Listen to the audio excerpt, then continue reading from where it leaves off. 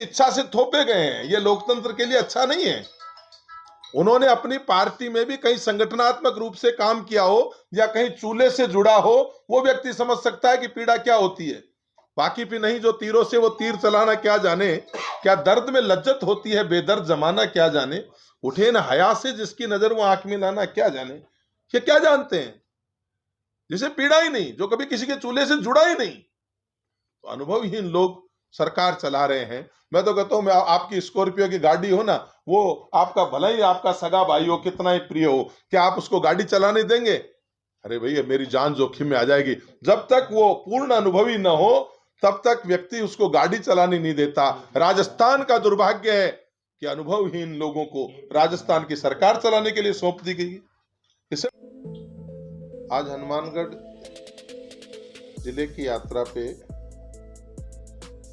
विभिन्न कारणों से, निजी कारणों से आज आने का सौभाग्य प्राप्त हुआ। हमारे कई कार्यकर्ता हैं, उनकी इच्छा भी थी कि मैं हनुमानगढ़ आऊं।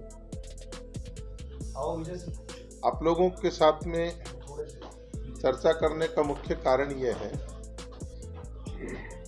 कि पिछली सरकार द्वारा चलाई गई जन कल्याणकारी योजनाओं को बंद करना ये एक चिंता का विषय है। सरकार कोई भी आए, सरकारें आती है जाती है, ये लोकतंत्र की खूबसूरती है। लेकिन प्रत्येक सरकार से कुछ अच्छा होने की उम्मीद प्रदेश की जनता को होती है। लेकिन वहीं पे पिछली सरकार द्वारा किए गए कार्यों को बंद करना, जो जनहितकारी योजनाएं, आप अंदाजा लगाइए। चिरंजीवी योजना एक इतनी अच्छी योजना थी।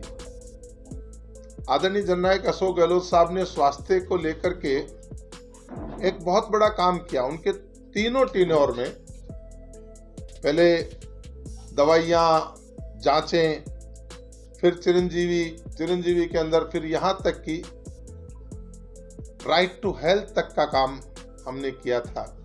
और आशा थी कि आने वाली सरकार उसे और बढ़ाएगी। जनता अपने स्वास्थ्य संबंधी समस्याओं के लिए आश्वस्त हो चुकी थी कि अब राजस्थान वासी भगवान की दी हुई मौत से तो मर सकते हैं, लेकिन बीमारियों के इलाज के कारण चलते नहीं मर सकते। आज वो चिरंजीवी योजना बंद हो गई। किसी के भगवान ना करे ऐसी ट्रेजेडी हो जाती थी, उसी चिरंजीवी के माध्यम से 10 लाख रुपए का उस व्यक्ति को जब मिलता था, हम गए हुए व्यक्ति को वापस नहीं ला सकते, लेकिन उसको 10 लाख रुपए उस बीमा के तहत वापस मिलते थे। तो उस परिवार के बच्चों के पालन पोषण की जिम्मेवारी वहन करने की एक उनको सांत्वना मिलती थी।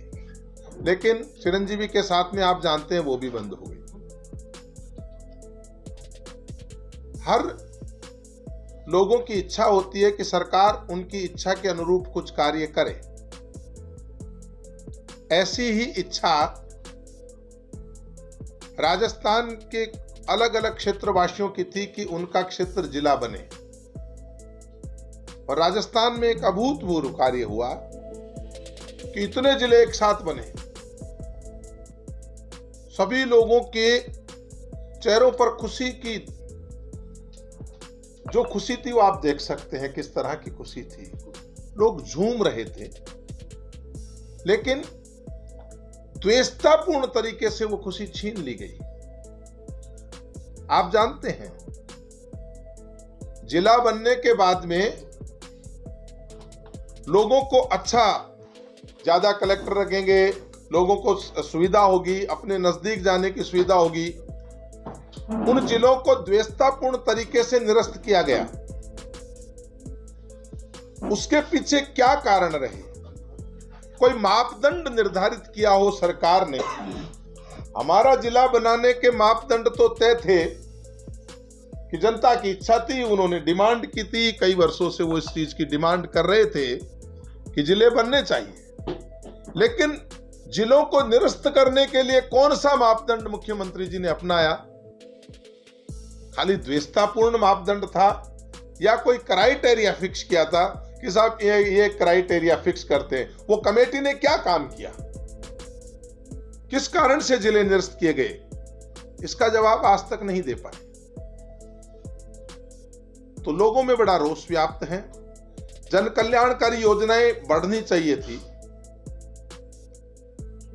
एक बहुत बड़ा झूठ राजस्थान की जनता के साथ में बोला गया। महिलाओं के प्रति अत्याचार की घटनाएं बढ़ी है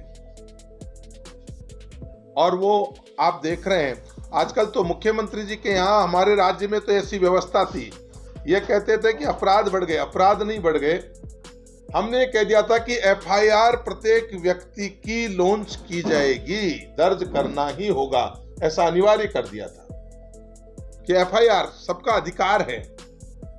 वर्तमान में तो एफआईआर ही नहीं होने देते। और जो घटनाएं हुई आप देखो, रास्ते चलते मुख्यमंत्री जी के क्षेत्र से किसी लड़की को उठा लिया गया है? ऐसी ऐसी घटनाएं रोज देख लो।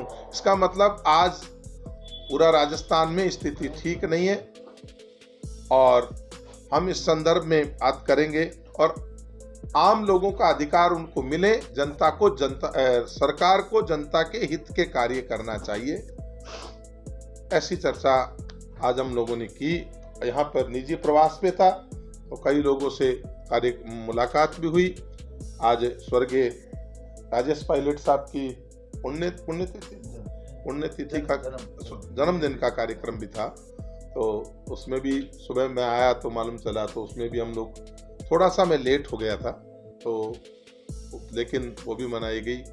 और यहाँ पे भी मेरे कई निजी मित्र थे, उनके यहाँ पे शोक सांत्वना व्यक्त करने जाना था। वहाँ भी मैं मक्कासर भी हमारे स्वागत का कार्यक्रम रखा, दोनों मक्कासर में वहाँ भी रखा और सालीवाला भी गए, सांगरिया भी और यहाँ भी। तो इसलिए सरकार कोई भी हो, कांग्रेस हो चाहे बीजेपी, कि आप अच्छी योजनाएं लाएं, उन्हें अपना नाम दें। आप देखते हैं कि ये तो बीजेपी ने हमेशा ही किया है, हमारी योजनाओं के नाम ही बदले हैं। बाकी उन्होंने कोई योजना नहीं लेके आए हों तो बताएं। अब बिजली के बिलों के ऊपर जो है सरचार्ज बढ़ गए, लोगों को बड़ी बड़ी मार झेलनी पड़ रही है साहब। तो कोई योजना वो लेके आए नहीं, ऐसी कोई योजना उनके द्वारा दी गई नहीं है जो उनके नाम से संचालित हो। एक भी योजना, हमारी ही योजनाओं के कई बार नाम बदल करके वो लोग काम करते हैं। दिल्ली हार को कैसे मानते हैं? देखिए, भारत एक भावना प्रधान देश है और लोगों की भावना के साथ खिलवाड़ करके धर्म और ध्रुवीकरण की राजनीति, ये एक शॉर्ट समय के लिए किसी पार्टी को लाभ तो दे सकती है लेकिन देश हित में नहीं है।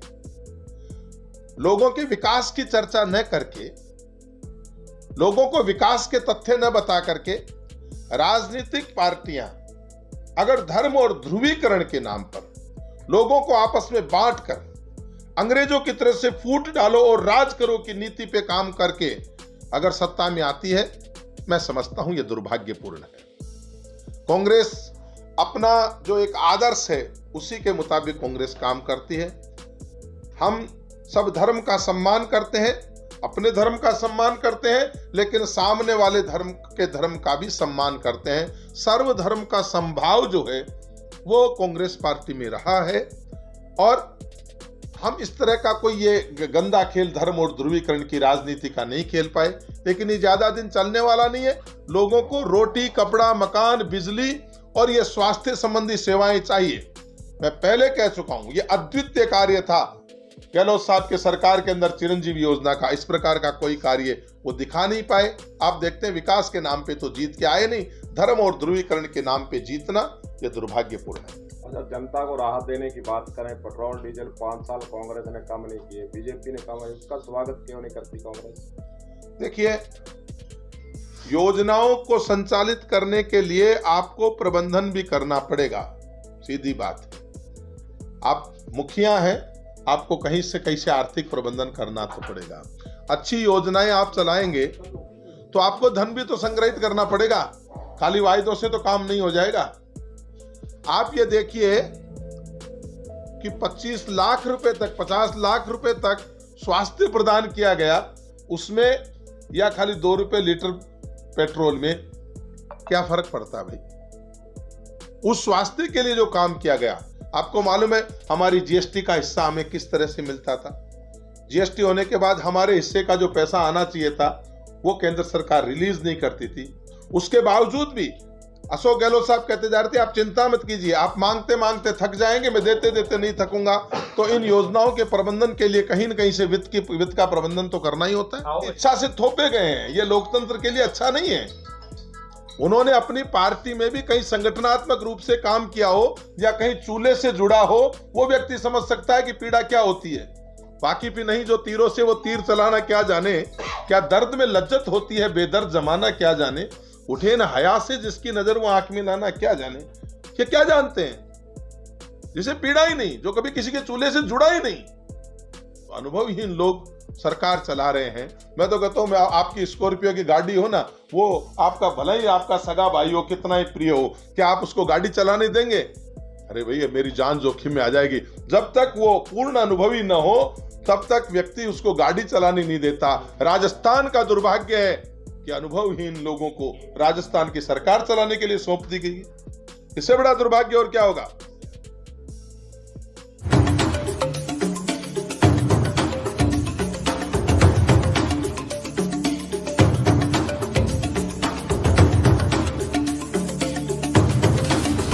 आप देख रहे हैं Hindi news channel public plus Rajasthan. यदि आपने हमारे चैनल को अभी तक सब्सक्राइब नहीं किया है तो सब्सक्राइब करें और पेज को फॉलो जरूर करें। अपने क्षेत्र की ताज़ा व सटीक खबरों को देखने के लिए हमेशा जुड़े रहे पब्लिक प्लस राजस्थान।